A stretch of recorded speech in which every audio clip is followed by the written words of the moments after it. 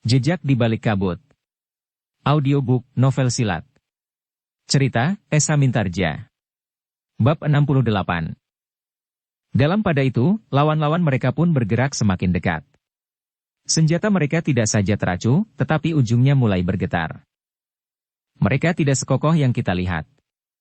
Ada di antara mereka yang telah terluka. Bahkan kesakitan di punggung dan lambung. Paksi mengangguk. Orang yang sudah dipukulnya di tengkuknya, tidak lagi mampu memberikan perlawanan sepenuhnya. Demikian pula orang yang telah terperosok ke dalam lubang terowongan, orang yang telah terlempar dari bongkah-bongkah batu padas. Sementara Harya Wisaka sendiri masih sangat lemah. Sejenak kemudian, ketika Harya Wisaka dan para pengikutnya menjadi semakin dekat, maka Raden Sutawijaya pun telah memberikan isyarat. Dengan cepat sekali Pangeran Benawa dan Paksi berloncatan keluar dari arah mulut setengah lingkaran yang seakan-akan hendak menerkam dan menelannya itu. Sementara itu, dengan cepat pula Raden Sutawijaya justru menyurup ke dalamnya. Tatanan gerak itu mengejutkan Harya Wisaka. Namun ia tidak sempat merubah pertahanannya. Sementara Harya Wisaka dan orang yang berada di sebelah menyebelah bertahan terhadap sergapan Raden Sutawijaya, Pangeran Benawa dan Paksi telah menyerang dari kedua sisinya. Harya Wisaka dan orang-orangnya pun segera berada dalam kesulitan yang gawat. Raden Sutawijaya, Pangeran Benawa dan Paksi agaknya sudah merasa terlalu lama bertempur, sehingga tubuh mereka telah basah oleh keringat. Karena itu, maka mereka pun telah meningkatkan kemampuan mereka untuk segera mengakhiri perlawanan Harya Wisaka dan para pengikutnya. Dalam keadaan yang paling sulit itu, maka Harya Wisaka tidak mempunyai pilihan lain. Selagi pertempuran meningkat menjadi semakin sengit, maka terdengar isyarat dari mulut Harya Wisaka. Raden Sutawijaya, Pangeran Benawa dan Paksi yang mendengar pula isyarat itu bertanya-tanya di dalam hati, apa pula yang akan dilakukan oleh Harya Wisaka dan para pengikutnya. Namun tiba-tiba saja para pengikut Harya Wisaka itu menghentakkan kemampuan mereka. Dengan sisa-sisa tenaga serta dengan mengerahkan ilmu mereka, para pengikut Harya Wisaka itu menyerang sejadi-jadinya. Seperti prahara mereka melibat ketiga orang lawan mereka. Dalam keadaan yang demikian Harya Wisaka telah mempergunakan kesempatan untuk menghindar dari arena. Tetapi Pangeran Benawa tidak membiarkannya melarikan diri. Ia pun segera meloncat meninggalkan lawan-lawannya menyusul Harya Wisaka yang melarikan diri. Sementara itu, Raden Sutawijaya dan Paksi membiarkan Pangeran Benawa memburu Harya Wisaka, sementara mereka menghadapi para pengikut Harya Wisaka yang melibat mereka seperti angin pusaran. Seorang di antara mereka yang mencoba menghalangi Pangeran Benawa tiba-tiba saja telah terlempar jatuh. Pangeran Benawa tidak mau lagi dihambat. Pisau belatinya telah menyambar dada orang itu. Sementara itu, ketika yang lain pun berusaha menghambat, maka Raden Sutawijaya dan Paksi pun telah menyerang mereka dengan garangnya. Ternyata bahwa Pangeran Benawa berhasil melepaskan diri dan mengejar Harya Wisaka yang belum terlalu jauh. Tenaga dan kemampuan Harya Wisaka memang belum pulih kembali. Dalam waktu yang pendek, Pangeran Benawa telah berhasil menyusulnya.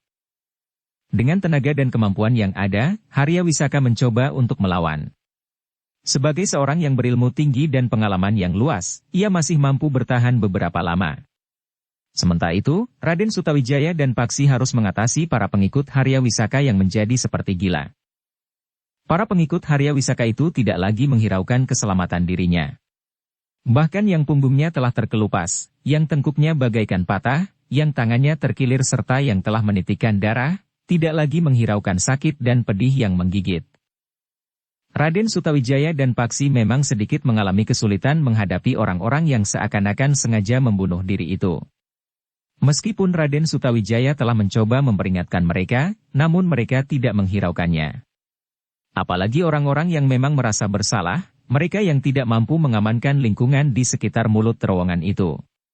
Seandainya mereka lolos dari tangan Raden Sutawijaya dan Paksi, mereka tentu akan dituntut untuk mempertanggungjawabkan kelalaian mereka. Mereka pun menyadari hukuman apa yang akan mereka terima karena kelalaian mereka itu.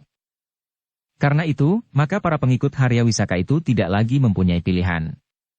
Dengan mengerahkan segenap tenaga dan kemampuan mereka yang terakhir, mereka melawan Raden Sutawijaya dan Paksi.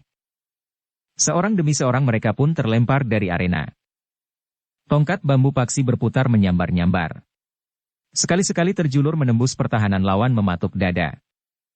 Sementara itu pisau belati Raden Sutawijaya pun menebas menyilang menggores dada dan bahkan menghunjam menembus jantung. Namun para pengikut Harya Wisaka itu benar-benar seperti orang-orang yang kerasukan. Bahkan ketika tinggal seorang yang masih mampu memberikan perlawanan, orang itu tidak bersedia menyerah. Dilawannya Raden Sutawijaya dan Paksi. Seakan-akan ia mempunyai kemampuan melampaui kedua orang itu. "Hentikan orang itu, Paksi," berkata Raden Sutawijaya. "Aku akan membantu Dimas Pangeran Benawa." Dimas sendiri tentu dapat mengakhiri perlawanan Paman Harya Wisaka. Tetapi Dimas tentu ingin menangkap paman itu hidup-hidup, sementara Paman Harya Wisaka tentu tidak akan bersedia menyerah, bahkan sampai mati sekalipun. "Baik, Raden," jawab Paksi sambil bertempur. "Jangan lari," teriak orang itu ketika ia melihat Raden Sutawijaya meninggalkannya. Dengan sisa tenaganya yang terakhir orang itu justru berlari mengejar Raden Sutawijaya. Namun Paksi tidak membiarkannya. Dia ayunkannya tongkatnya dengan derasnya menghantam punggung orang itu. Orang itu pun jatuh terjerembab. Wajahnya menghantam batu-batu padas. Senjatanya terlepas dari tangannya, sementara tulang punggungnya bagaikan patah, sehingga orang itu tidak lagi mampu bangkit. Habislah perlawanan para pengikut Harya Wisaka sampai orang terakhir. Sementara itu Raden Sutawijaya telah melibatkan diri di arena pertempuran antara Pangeran Benawa dan Harya Wisaka. Sebenarnya lah, bahwa perlawanan Harya Wisaka tidak terasa terlampau berat bagi Pangeran Benawa. Tetapi seperti yang diperhitungkan oleh Raden Sutawijaya, Pangeran Benawa ingin menangkap Harya Wisaka hidup-hidup, sehingga karena itu Pangeran Benawa agak mengalami kesulitan. Bersama Raden Sutawijaya, maka Pangeran Benawa itu masih juga bertempur dengan hati-hati. Ia tidak ingin melukai, apalagi membunuh Harya Wisaka. Namun Harya Wisaka sama sekali tidak berniat untuk menyerah. Harya Wisaka telah memutuskan untuk bertempur sampai akhir. Ketika kemudian Paksi pun mendekat pula, maka Harya Wisaka sadar bahwa ia harus melawan ketiga orang itu. Pertempuran masih berlangsung terus. Pangeran Benawa, Raden Sutawijaya dan Paksi berloncatan berganti-ganti menyerang. Semakin lama semakin sering, meskipun senjata-senjata mereka sama sekali tidak melukai kulit Harya Wisaka. Namun ujung tongkat Paksilah yang beberapa kali telah menyentuh tubuh Harya Wisaka. Ketika tongkat bambu itu mengenai pundaknya, maka Harya Wisaka terdorong beberapa langkah surut. Jika saja Raden Sutawijaya dan Pangeran Benawa ingin menghabisinya, maka kesempatan pun telah terbuka. Tetapi keduanya tidak melakukannya. Keduanya justru menyerang dengan garangnya, namun tanpa menyentuh kulit tubuh Harya Wisaka dengan ujung-ujung senjata. Kaki Pangeran Benawalah yang terjulur mengenai lambung. Namun hampir saja kaki Pangeran Benawa itu tertebas oleh pedang Harya Wisaka. Melawan 3 orang, Harya Wisaka harus mengerahkan segenap sisa tenaga dan kemampuannya yang memang belum pulih kembali. Semakin lama, tenaganya pun menjadi semakin menyusut. Nafasnya tersengal-sengal dan bahkan seakan-akan hampir terputus di kerongkongan. Pangeran Benawa, Raden Sutawijaya dan Paksi justru meningkatkan serangan-serangan mereka. Tongkat Paksi, tangan dan kaki Pangeran Benawa dan Raden Sutawijaya lah yang sekali-sekali mengenai tubuh Harya Wisaka itu.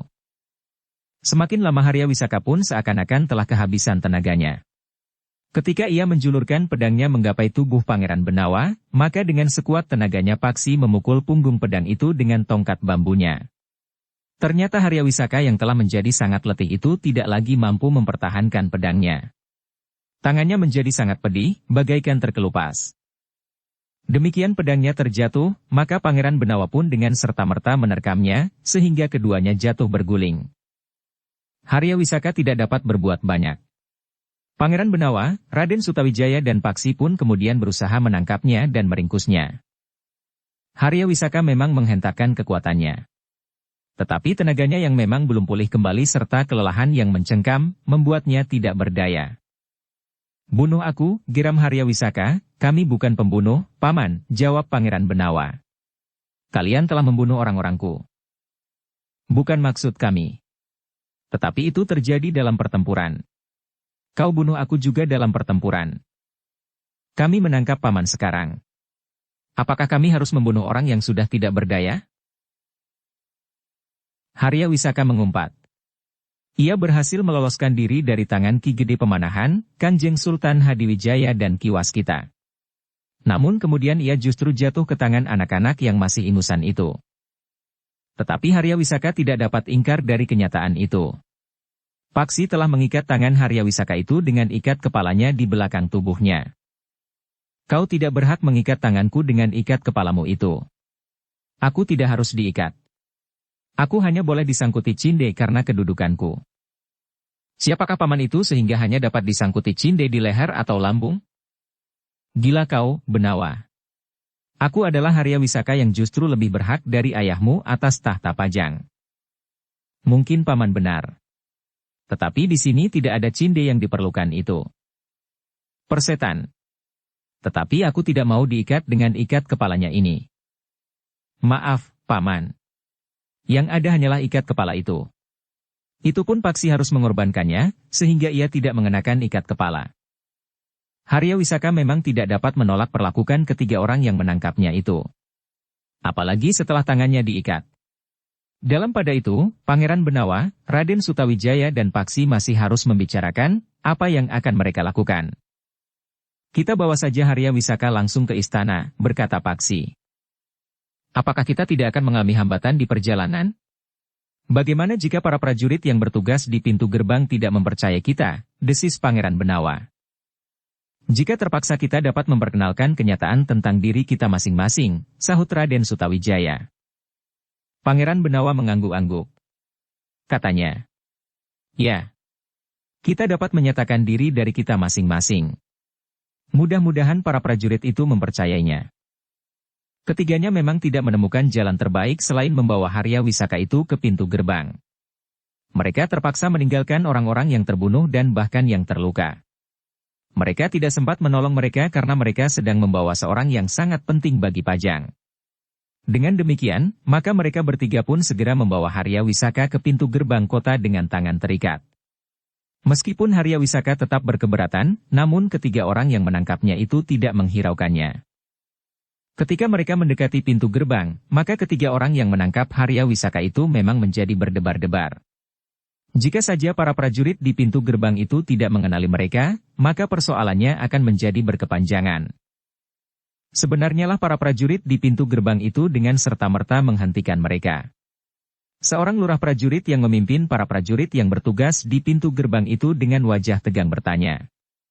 Bukankah kalian orang-orang yang tadi keluar lewat pintu gerbang ini dengan alasan salah seorang keluarga kalian sakit keras? Ya, jawab Pangeran Benawa. Sekarang aku akan masuk kembali. Aku membawa seorang tawanan yang sangat penting bagi Pajang. Tawanan apa? Perampok? Pengikut Haryawisaka? Lihat, siapakah orang yang berhasil kami tangkap ini? Kau tentu dapat mengenalinya karena ciri-cirinya sudah diberitahukan kepada semua prajurit, bahkan semua orang di Pajang. Lurah prajurit itu mengamat-amati Haryawisaka yang nampak sangat letih itu. Dengan ragu-ragu ia pun berkata, orang inikah yang bernama Haryawisaka? Ya, jawab Pangeran Benawa.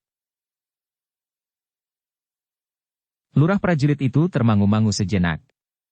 Namun kemudian ia pun berkata, nah, serahkan orang ini kepada kami, prajurit Pajang yang bertugas di pintu gerbang kota. Kami akan membawanya langsung ke istana. Lurah prajurit itu menggelengkan kepalanya. Katanya, itu tidak mungkin. Kamilah yang bertugas malam ini di sini. Kami bertanggung jawab terhadap semua peristiwa yang terjadi malam ini di sini. Juga peristiwa tertangkapnya Haryawisaka. Karena masalah ini adalah masalah yang besar bagi Pajang, maka segala persoalannya harus kami ambil alih. Tetapi kamilah yang telah menangkap Haryawisaka. Kamilah yang harus membawanya menghadap langsung Kanjeng Sultan. Kau kira setiap orang boleh menghadap Kanjeng Sultan? Aku akan diperkenankan menghadap kapan saja. Lurah prajurit itu tertawa. Katanya, kau kira, siapakah kau ini, hi? Gelandangan seperti kau akan diusir seperti anjing kurapan jika kau berani mendekati pintu gerbang istana. Cukup. Jangan membual lagi. Biarlah kami lewat.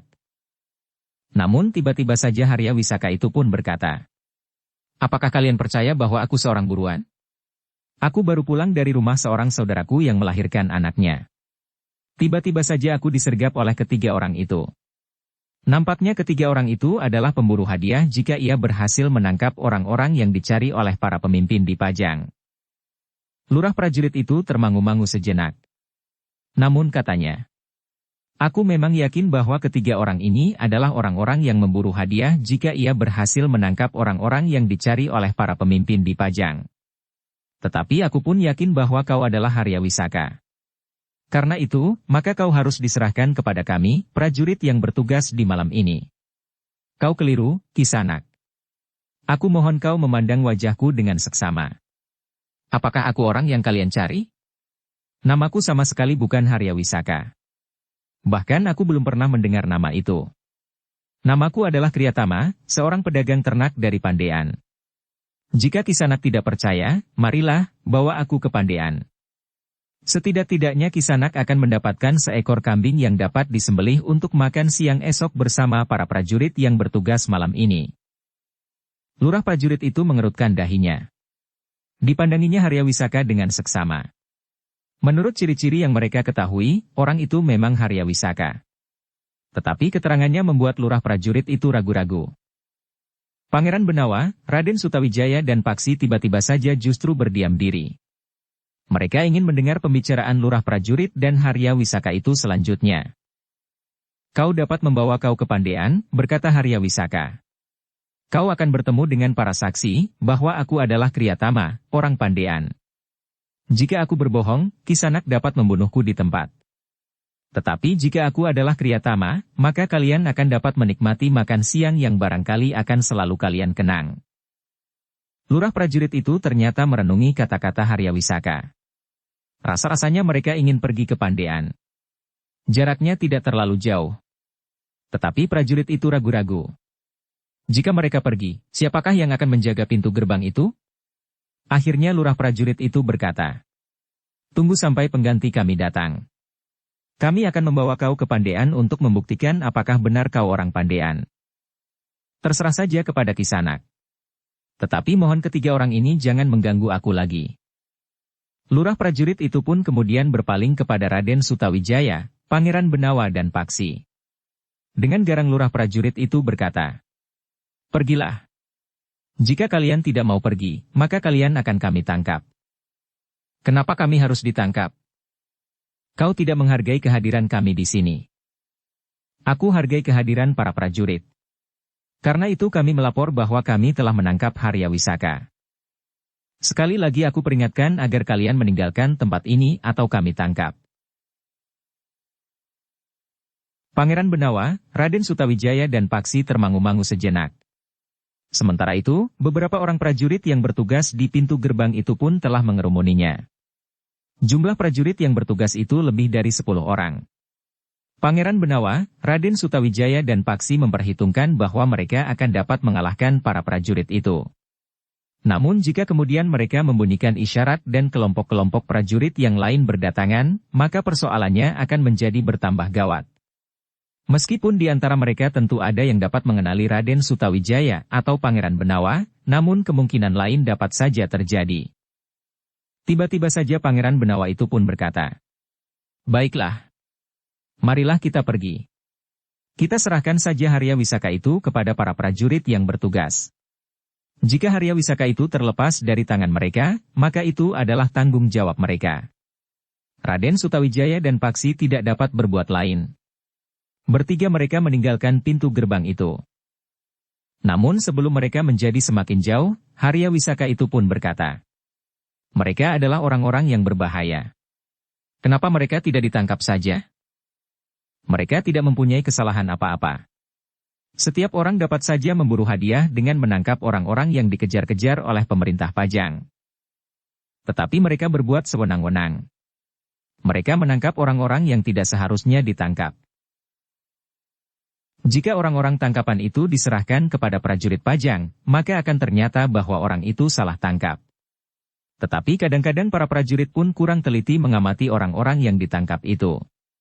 Untunglah bahwa Kisanak sangat bijaksana, sehingga tidak begitu saja mempercayainya. Coba, apakah masuk akal jika mereka ingin membawa aku langsung ke istana? Bukankah itu satu bualan yang bodoh, apalagi di hadapan para prajurit Pajang? Kami tidak perlu menangkapnya. Yang penting, aku telah menerima penyerahan Kisanak. Besok kami akan membawamu ke Pandean. Jika kau berbohong, berarti kamilah yang dapat menangkap Haryawisaka. Tetapi jika kau tidak berbohong, maka kami akan mendapatkan suguhan makan siang yang nikmat. Seekor kambing akan disembelih. Jika aku bukan Kriyatama dari Pandean, aku tidak akan berani mengaku aku. Tetapi kenapa kita harus menunggu sampai esok? Ketiga orang itu adalah orang-orang yang licik.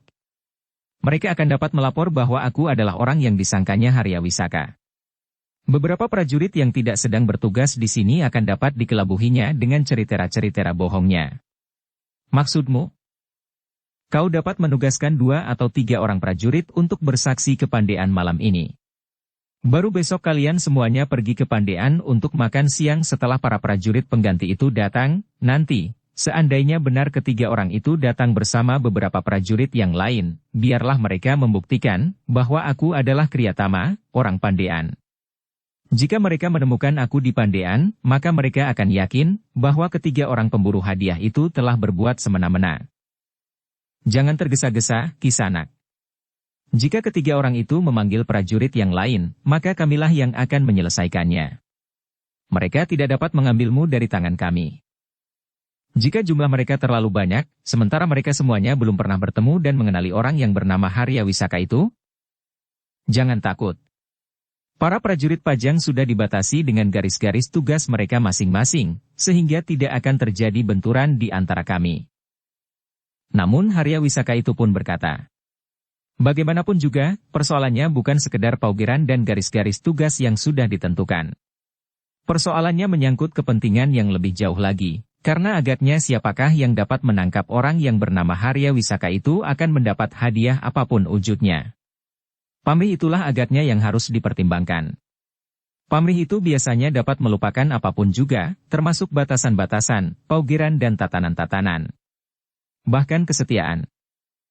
Tetapi jika kau bukan Haryawisaka, siapakah yang akan memperebutkan? Jika karena tidak mengenal Haryawisaka? Apakah aku juga harus mengajak mereka pergi ke Pandean? Berapa ekor kambing aku harus menyembelih siang besok? Lurah prajurit itu termangu-mangu sejenak. Namun kemudian ia pun berkata, baiklah. 3 orang prajuritku akan membawamu ke Pandean. Terima kasih. Aku sudah membayangkan istri dan anak-anakku di rumah menjadi sangat gelisah jika aku tidak pulang. Lurah prajurit itu pun kemudian telah memerintahkan 3 orang prajurit yang bersenjata tombak untuk membawa orang yang mengaku bernama Kriyatama itu. Bawa orang ini ke Pandean. Kalian harus langsung menemui Ki Bekel di Pandean. Kalian harus bertanya, siapakah orang yang kau bawa itu? Apakah orang itu orang Pandean atau bukan? Jika orang itu orang Pandean, serahkan ia kepada Ki Bekel. Tetapi kalian harus tahu di mana rumahnya. Apakah ia mempunyai kambing seperti dikatakannya atau tidak? Jika tidak, ia telah menipu sekelompok prajurit Pajang yang telah bertugas. Tetapi jika orang itu bukan orang Pandean, maka ia harus dibawa kembali kemari. Orang itu adalah Haryawisaka. Baik, Ki Lurah. Bing adik perempuannya. Hati-hatilah. Tugas kalian adalah tugas yang berat. Apalagi jika orang itu benar-benar Haryawisaka. Baik, Ki Lurah. Bing adik perempuannya. Kalian tidak boleh menyimpang dari perintahku. Jangan pergi kemanapun juga selain ke Pandean. Kalian dengar? Iya, Ki Lurah. Jangan hiraukan jika orang itu membujuk kalian. Iya, Ki Lurah. Demikianlah maka ketiga orang itu pun segera membawa orang yang menyebut Kriyatama itu meninggalkan pintu gerbang. Bagaimana dengan ikatan tanganku ini? Bertanya orang itu ketika mereka berangkat. Namun Ki Lurah itu pun menjawab. Ikatan itu tidak akan dilepas sampai kau bertemu dengan Ki Bekel Pandean. Orang yang mengaku bernama Kriyatama itu mengangguk. Katanya. Baiklah. Nampaknya Ki Lurah belum yakin bahwa aku adalah orang Pandean. Tetapi baiklah, aku tidak berkeberatan dibawa dengan tangan terikat sampai bertemu dengan Ki Bekel Pandean. Sejenak kemudian, maka orang yang menyebut dirinya Kriyatama itu diawasi oleh 3 orang prajurit telah menembus kegelapan menuju ke Pandean, sebuah padukuhan yang tidak terlalu jauh dari pintu gerbang kota. Dalam pada itu, di dalam kota, tidak jauh dari pintu gerbang kota, Raden Sutawijaya dan Paksi mengawasi apa yang telah terjadi di pintu gerbang. Dengan mengeterapkan ilmu Sabta Pandulu dan Sabta Pangrungu mereka dapat melihat dan mendengar apa yang telah terjadi di pintu gerbang kota itu. Ketika mereka melihat Harya Wisaka itu dibawa oleh 3 orang prajurit menuju ke Pandean, maka Raden Sutawijaya itu pun berkata, "Kau tunggu di Mas Pangeran Benawa di sini. Aku akan mengikuti mereka." Bagaimana Raden akan keluar? Perhatian mereka sepenuhnya tertuju kepada Harya Wisaka. Aku akan meloncati dinding. Demikian Dimas Pangeran datang, kalian harus segera menyusul aku. Aku percaya bahwa mereka pergi ke Pandean. Namun ketiga orang prajurit itu tentu akan terjebak ke dalam sarang serigala itu. Aku menduga bahwa Pandean yang memang agak tersembunyi di balik gumuk kecil itu merupakan sarang para pengikut Harya Wisaka di luar kota raja. Mungkin di Pandean terdapat beberapa orang terpenting dari para pengikut Harya Wisaka. Tetapi kenapa Harya Wisaka dengan ringan menyebut padukuhan itu selagi kita masih ada di penjagaan itu? Mungkin Harya Wisaka tidak segera dapat menyebut nama padukuhan yang lain. Namun mungkin juga ia menyebutnya di luar sadarnya. Baik, Raden. Aku akan menunggu Pangeran Benawa di sini. Hati-hatilah. Kita harus mengepung padukuhan Pandean rapat-rapat. Jangan sampai ada yang lolos. Sementara itu, biarlah aku mengawasi Paman Harya Wisaka. Jika ia tidak pergi ke Pandean, maka aku akan menghentikannya dan menunggu kedatangan kalian. Baik, Raden, jawab Paksi. Demikianlah, maka Raden Sutawijaya itu pun telah meninggalkan Paksi yang harus menunggu Pangeran Benawa yang telah menghubungi langsung Ki Tumenggung Yudatama di baraknya. Ki Tumenggung Yudatama adalah salah seorang di antara para pemimpin Pajang yang mendapat tugas untuk menangkap Harya Wisaka yang tempat tinggalnya terdekat dengan pintu gerbang kota raja. Kedatangan Pangeran Benawa dengan pakaiannya yang kusut di lewat tengah malam, bahkan menjelang dini memang mengejutkan. Hampir saja Pangeran Benawa tidak dapat dikenali. Namun pemimpin kelompok prajurit yang bertugas untuk berjaga-jaga malam itu meskipun semula agak ragu, namun akhirnya ia langsung meyakininya, bahwa ia memang sedang berbicara dengan Pangeran Benawa yang telah menyatakan dirinya. Karena itu, maka Pangeran Benawa itu pun segera dihadapkan kepada Ki Tumenggung Yudatama yang segera dibangunkan. Ternyata kesiagaan Ki Tumenggung Yudatama cukup tinggi. Dalam waktu yang pendek, sekelompok prajurit dari pasukan berkuda yang berada di bawah perintah Ki Tumenggung telah bersiap. Sejenak kemudian, maka pasukan berkuda itu pun telah berderap menggetarkan jalan-jalan kota menuju ke pintu gerbang. Pangeran Benawa menghentikan sekelompok prajurit dari pasukan berkuda itu di tempat Paksi menunggu. Dengan cepat Paksi pun memberitahukan bahwa Raden Sutawijaya berhasil meloncati dinding kota tanpa diketahui oleh para prajurit yang bertugas di pintu gerbang, karena perhatian mereka justru tertuju kepada Harya Wisaka. Sementara itu, prajurit peronda yang setiap saat mengelilingi jalan di sepanjang dinding kota pun tidak sedang lewat. Paksi pun segera meloncat ke punggung kuda yang telah disediakan baginya, yang dibawa dari barak para prajurit. Dengan cepat pasukan itu pun berderap menuju ke pintu gerbang. Para petugas di pintu gerbang pun mendengar derap kaki kuda dari sekelompok pasukan berkuda. Namun mereka tidak dapat menghentikannya. Kuda itu berlari kencang menerobos para prajurit yang bertugas, yang harus berloncatan menepi. Gila pasukan berkuda itu, geram Kilurah. 2 orang di antara mereka adalah 2 orang yang membawa tawanan yang disebutnya Harya Wisaka itu, teriak seorang prajurit yang bertugas di pintu gerbang. Setan alas, geram Kilurah. Aku melihat Ki Tumenggung Yudatama sendiri memimpin pasukan itu. Iya, geram Kilurah. Ki Tumenggung sudah diperalat orang-orang gila itu. Ia akan menyesali ketergesa-gesaannya. Jika ia nanti membawa orang Pandean itu, maka besok ia akan menyesal. Tetapi Ki Tumenggung Yudatama tentu dapat mengenali Harya Wisaka. Jika orang itu bukan Harya Wisaka, ia tentu tidak akan membawanya. Bahkan ia tentu akan menjadi sangat marah kepada orang-orang yang telah membawanya ke Pandean itu. Tetapi jika orang itu benar-benar Harya Wisaka, bertanya seorang prajurit. Hi! Kilurah tercenung sejenak. Namun kemudian ia pun berkata. Jika orang itu Harya Wisaka, ia tidak akan dapat berkata dengan meyakinkan bahwa ia orang Pandean. Ia tentu menjadi gelisah ketika aku memerintahkan kawan-kawanmu itu membawanya langsung kepada Ki Bekel. Tetapi nampaknya ia sama sekali tidak tersentuh. Para prajurit itu mengangguk-angguk. Namun Ki Lurah itu memang menjadi gelisah. Dengan ragu ia pun berkata, "Tetapi orang itu dibawa dengan tangan terikat. Jika ia benar Haryawisaka, maka kawan-kawanmu akan segera dapat mengatasinya." Dalam pada itu, Ki Tumenggung Yudatama dan pasukan berkudanya melarikan kuda mereka seperti sedang berpacu. Meskipun dini hari masih gelap dan udara terasa dingin menusuk tulang, namun para prajurit itu tidak mengurangi kecepatannya. Setelah agak jauh dari pintu gerbang, Raden Sutawijaya berhasil menyusul ketiga orang prajurit yang mengiring Haryawisaka yang tangannya masih terikat. Menurut pengamatan Raden Sutawijaya, mereka memang pergi ke arah Pandean. Jika mereka benar-benar pergi ke Pandean, maka Pandean itu tentu merupakan sarang bagi para pengikut Paman Haryawisaka, berkata Raden Sutawijaya di dalam hatinya.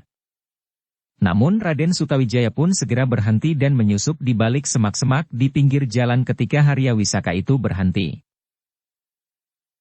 "Kenapa berhenti?" bertanya prajurit yang menggiringnya sambil mengacukan tombaknya, sementara kedua kawannya berdiri di sisi lain sambil merundukkan tombak pendeknya pula. "Kisanak," berkata Haryawisaka, "aku tidak berkeberatan untuk diikat tanganku.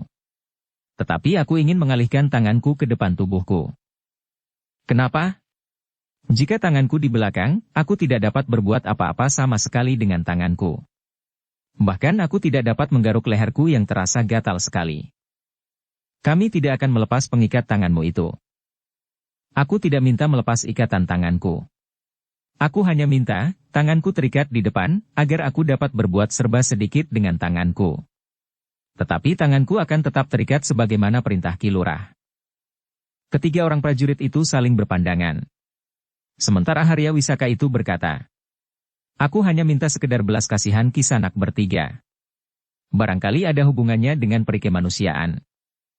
Yang tertua di antara ketiga orang prajurit itu pun kemudian berkata, "Menelungkuplah." "Untuk apa?" "Kami akan melepas ikatan tanganmu dan akan memindahkan tanganmu terikat di depan." "Terima kasih," berkata Haryawisaka. Haryawisaka itu pun kemudian berbaring menelungkup. Dua ujung tombak melekat di lambung kiri dan kanan, sementara seorang di antara para prajurit itu melepaskan ikatannya. Sekarang berputar menengadah. Perlahan-lahan. Jika kau berbuat macam-macam, maka ujung-ujung tombak ini akan menembus dadamu. Haryawisaka pun kemudian menelentangkan tubuhnya, sementara dua ujung tombak masih saja siap menghunjam ke tubuhnya jika ia berbuat sesuatu yang mencurigakan. Seorang di antara para prajurit itu pun kemudian telah mengikat tangan Haryawisaka dengan ikat kepala itu di depan tubuhnya. Ikatan itu demikian kuatnya, sehingga Haryawisaka itu berdesis, "Kau sakiti tanganku." Tetapi prajurit itu tidak menghiraukannya. "Bangkit. Kita berjalan lagi. Jangan perlakukan aku seperti seorang penjahat," berkata Haryawisaka. "Yang terjadi hanyalah salah paham. Kalian akan segera yakin setelah kalian sampai di Pandean." Prajurit itu tidak menghiraukan kata-katanya. Dengan tegas ia berkata, "Bangkit, cepat. Kita akan meneruskan perjalanan." Haryawisaka tidak menjawab. Ia pun kemudian bangkit berdiri dan melangkah tertatih-tatih dengan tangan terikat, tetapi di depan. Sejenak kemudian maka mereka melanjutkan perjalanan menuju ke Pandean. Raden Sutawijaya yang mengikuti mereka pun kemudian yakin bahwa mereka memang pergi ke Pandean. Jantung Raden Sutawijaya menjadi berdebar-debar. Apakah ia akan membiarkan Haryawisaka masuk ke padukuhan, atau ia harus menangkapnya sebelum ia masuk ke dalamnya? Jika Raden Sutawijaya membiarkan mereka masuk ke padukuhan, maka para prajurit yang malang itu tentu akan dibantai oleh para pengikut Haryawisaka. Tetapi jika ia menghentikannya maka Raden Sutawijaya itu justru akan bertengkar dengan ketiga orang prajurit itu. Ketiga orang prajurit itu tentu tidak akan mempercayai segala keterangannya. Sementara Haryawisaka tentu akan memanfaatkan keadaan. Selagi Raden Sutawijaya ragu-ragu, maka Haryawisaka dan ketiga orang prajurit itu sudah menjadi semakin dekat dengan pintu gerbang padukuhan Pandean. Padukuhan yang tidak begitu besar, dan yang seakan-akan tersembunyi di balik sebuah gumuk kecil yang ditumbuhi berbagai macam pepohonan dan gerumbul-gerumbul perdu liar. "Terlambat," desis Raden Sutawijaya. Jika aku langsung melibatkan diri, mungkin aku harus berhadapan dengan beberapa pengikut Harya Wisaka, sementara ketiga orang prajurit itu masih belum menyadari apa yang sebenarnya terjadi. Sebenarnya lah, pada saat mereka hampir sampai di regol padukuhan, terdengar suitan nyaring. Harya Wisaka telah menaruh jari-jari tangannya yang sudah tidak terikat lagi di mulutnya. Para prajurit yang mengiringnya terkejut. Mereka tidak melihat Harya Wisaka itu menggosok-gosokkan ikat kepala yang mengikat tangannya itu pada timang ikat pinggangnya yang bergerigi sehingga rantas. Ketiga orang prajurit yang melihat Harya Wisaka terlepas serta isyarat yang dilontarkan, dengan sigap menyerangnya. Tetapi Harya Wisaka yang meskipun tenaganya masih belum pulih kembali itu dapat mengelak. Bahkan dengan cepat Harya Wisaka meloncat semakin mendekati pintu gerbang padukuhan. Sekali lagi terdengar suitan nyaring dari sela-sela bibir Harya Wisaka itu. Tiba-tiba saja beberapa orang muncul dari balik pintu gerbang.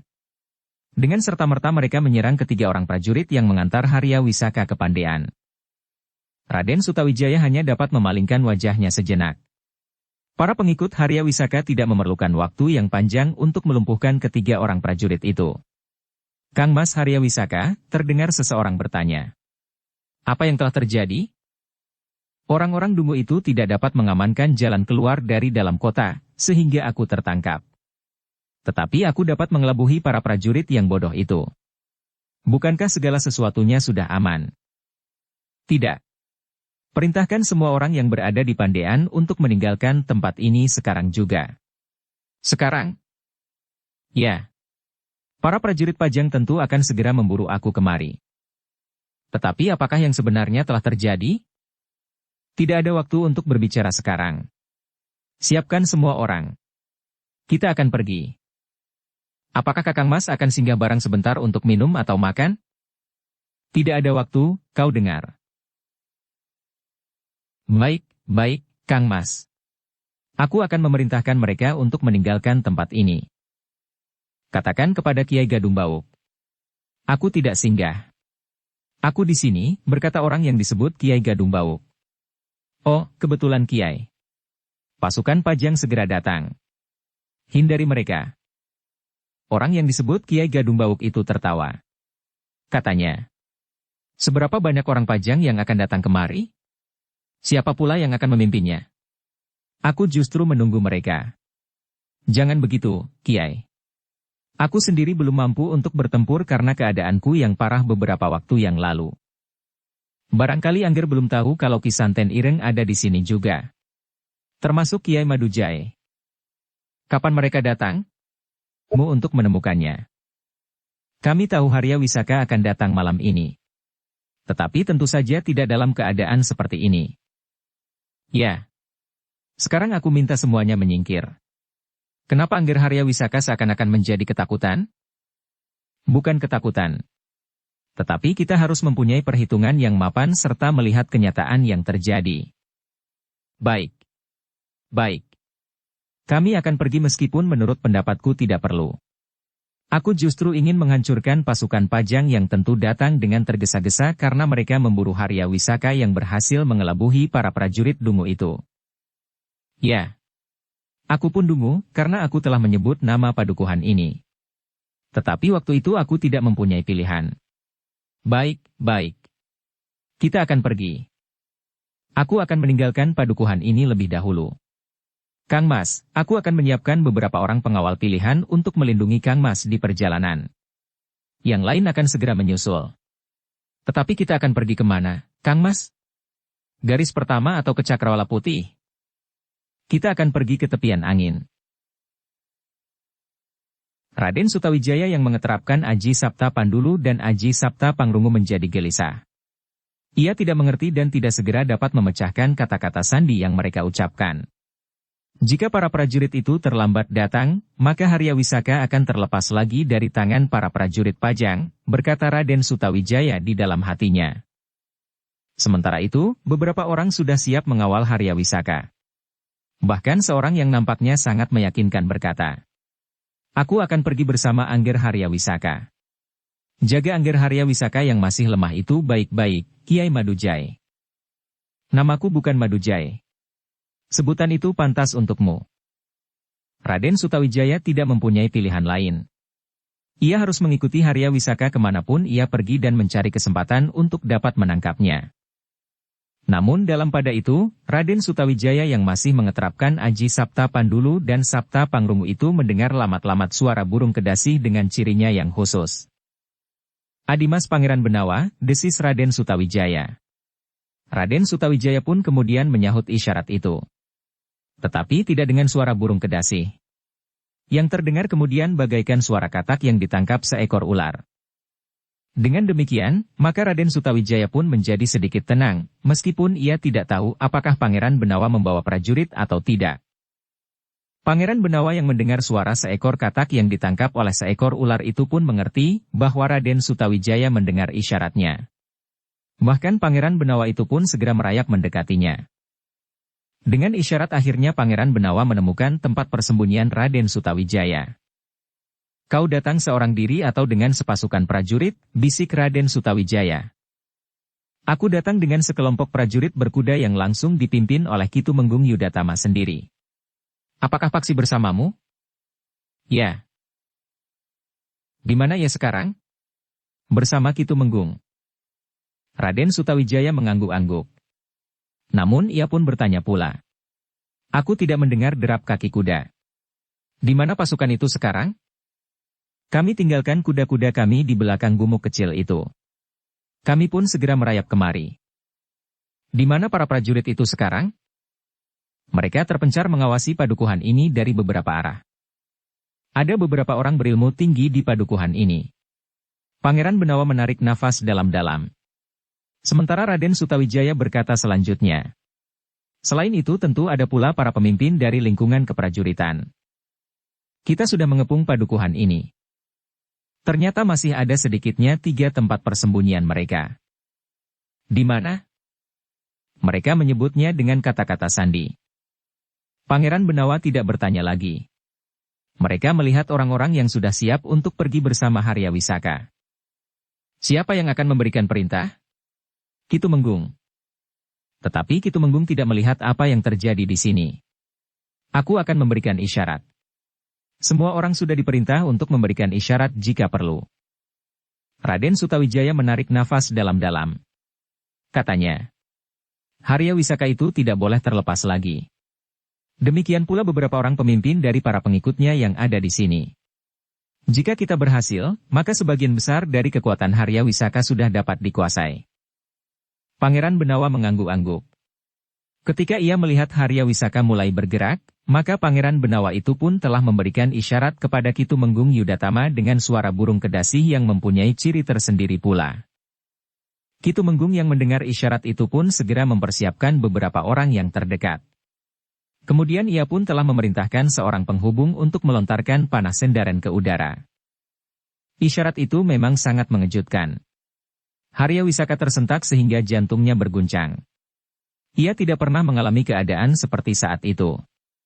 Kecuali ia merasa tubuhnya masih lemah, Harya Wisaka itu pun menyadari bahwa di dalam pasukan yang menyusulnya itu tentu terdapat Pangeran Benawa, Raden Sutawijaya dan Paksi yang memiliki ilmu yang tinggi. Tetapi hatinya menjadi sedikit tenang ketika ia mengingat bahwa di tempat itu terdapat pula Kiai Gadumbauk, Ki Santen Ireng dan orang yang lebih sering disebut Kiai Madujae meskipun orang itu sendiri tidak begitu senang disebut dengan nama itu. Kiai Gadumbauk nampaknya melihat kegelisahan itu di wajah Harya Wisaka. Karena itu, maka katanya, "Jangan cemas, Ger, meskipun Pemanahan dan Hadiwijaya sendiri datang ke tempat ini. Aku merasa bahwa aku sendiri tidak dapat berbuat apa-apa, Kiai." "Kami ada di sini, Ger," berkata Ki Santen Ireng yang juga telah berada di tempat itu. Sebenarnya lah bahwa isyarat panah sendaren itu merupakan perintah bahwa para prajurit untuk mempersiapkan diri. Mereka harus memperketat pengawasan terhadap padukuhan itu. Tidak boleh ada seorang pun yang keluar dari padukuhan. Sementara itu langit sudah menjadi semakin terang. Cahaya fajar sudah memancar. Mega-mega yang mengalir perlahan menjadi merah kekuning-kuningan. Jika sudah demikian, Kiai, kita harus cepat menyelesaikan mereka. Kita tidak boleh terjebak oleh pasukan Pajang yang akan datang menyusul. Jangan cemas, Ger. Aku tidak pernah melihat Angger Harya Wisaka menjadi sangat cemas seperti sekarang ini. Harya Wisaka menarik nafas dalam-dalam. Sambil mengangguk-angguk ia pun berkata, "Baik, Kiai. Aku akan mencoba tetap tenang menghadapi keadaan ini." Sementara itu, para pengikut Harya Wisaka pun telah mempersiapkan diri mereka sebaik-baiknya. Mereka yang masih berada di dalam padukuhan telah menempatkan diri menghadap ke semua pintu regol padukuhan. Sedangkan di pintu gerbang induk, Harya Wisaka dan para pemimpinnya telah bersiap menghadapi segala kemungkinan yang bakal terjadi. Dalam pada itu, Ki Tumenggung Yudatama pun telah menggerakkan para prajurit yang berada di sekitarnya untuk mendekat. Kita akan mendekati pintu gerbang utama. Raden Sutawijaya dan Pangeran Benawa ada di sana. Ya, kita mendekati mereka. Demikianlah, maka Ki Yudatama dan Paksi pun telah bergerak mendekati pintu gerbang utama padukuhan Pandean diikuti oleh para prajurit yang berada bersama mereka. Sementara itu, para prajurit yang berada di sekitar padukuhan itu pun telah bergerak pula semakin dekat. Mereka menunggu isyarat kedua untuk bersiap-siap menyerang. Jika terdengar isyarat ketiga, maka para prajurit itu akan menempuh memasuki padukuhan. Tetapi Ki Tumenggung Yudatama nampaknya dengan sengaja mengulur waktu.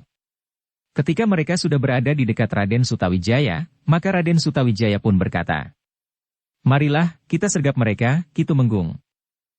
Tetapi Ki Tumenggung itu pun berkata, "Kita mengulur waktu. Apakah masih ada yang diharapkan? Ketika kami berangkat dari barak, kami mengirimkan penghubung untuk menghadap Ki Gede Pemanahan." Raden Sutawijaya termangu-mangu sejenak. Namun ia pun kemudian berkata, "Apakah Ki Tumenggung yakin bahwa ayah akan datang?" "Mungkin sekali, Raden, jika yang kita buru sekarang adalah Harya Wisaka sendiri." "Bukankah yang berada di pintu gerbang di antara para pengikutnya itu Harya Wisaka?" "Ya. Karena itu, aku masih berharap bahwa Ki Gede Pemanahan akan datang ke tempat ini. Tetapi Harya Wisaka dan para pengikutnya itu akan datang menembus kepungan ini di sisi lain, Ki Tumenggung. Aku sudah menebarkan kelompok-kelompok di sekitar padukuhan ini." Namun Pangeran Benawa pun menyahut, "Jika mereka menembus kepungan di sisi lain dari padukuhan ini, dengan mengerahkan orang-orang yang berilmu tinggi, para prajurit tidak akan dapat bertahan." Ki Tumenggung itu mengerutkan dahinya. Namun ia pun kemudian mengangguk-angguk kecil. Katanya, "Pangeran benar. Jadi?" Paksi pun kemudian menyela, "Kita mempunyai waktu sepanjang Harya Wisaka masih berada di pintu gerbang. Sepanjang kita masih dapat melihatnya." Raden Sutawijaya tersenyum. Katanya, "Kau pintar, Paksi. Kita akan mengulur waktu sepanjang kita masih melihat Harya Wisaka di sana."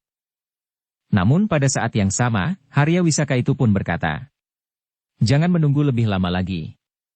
Orang-orang Pajang nampaknya sengaja mengulur waktu. Mungkin mereka masih menunggu kedatangan kawan-kawan mereka." Kia Gadung Bawuk mengangguk-angguk. Katanya, "Kau benar, Ger. Agaknya mereka sengaja memperpanjang waktu. Lalu, apa yang sebaiknya kita lakukan, Kiai Gadung Bawuk?" "Kita menembus kepungan.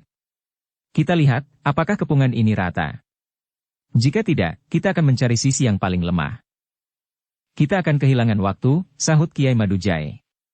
"Menurut pendapatku, kepungan yang paling lemah adalah kepungan di arah yang berlawanan dengan gerbang utama ini."